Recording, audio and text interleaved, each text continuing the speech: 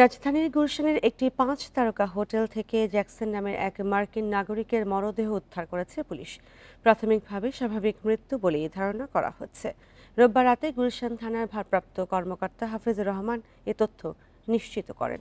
তিনি জানান, জ্যাকসন গেল ২৭ আগস্ট ঢাকায় অবস্থিত যুক্তরাষ্ট্র দূতাবাসের মাধ্যমে হোটেল ওয়েস্টিনের একটি রুম ভাড়া নেন। তবে গত ২ দিন ধরে তিনি কোনো খাবার অর্ডার না করায় হোটেল কর্তৃপক্ষের সন্দেহ হয়। পরে তারা বিষয়টি যুক্তরাষ্ট্র দূতাবাস ও পুলিশকে অবহিত করে। পরে দূতাবাসের একটি মেডিকেল টিম ও পুলিশের একটি দল হোটেলে গেলে দেখা যায় জ্যাকসন বিছানায় মৃত অবস্থায় পড়ে আছেন। ওসি হাফিজুর রহমান বলেন, প্রাথমিকভাবে তার মৃত্যু স্বাভাবিক প্রতীয়মান হওয়ায় দূতাবাস কর্তৃপক্ষ আমাদের কাছে লিখিত আবেদন করে মরদেহটি নিয়ে যায়।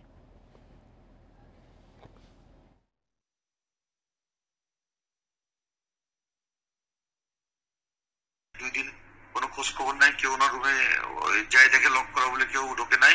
পরবর্তীতে আপনার আজকে উনি ওনার এম্বাসিতে সংবাদ দেয়, এম্বাসির লোকজন আসে, আমাদের সংবাদ দিলে আমরা যাই, মৃতদেহ পড়ে আছে, মানে সন্দেহজনক ভাবে না, স্বাভাবিক ভাবে।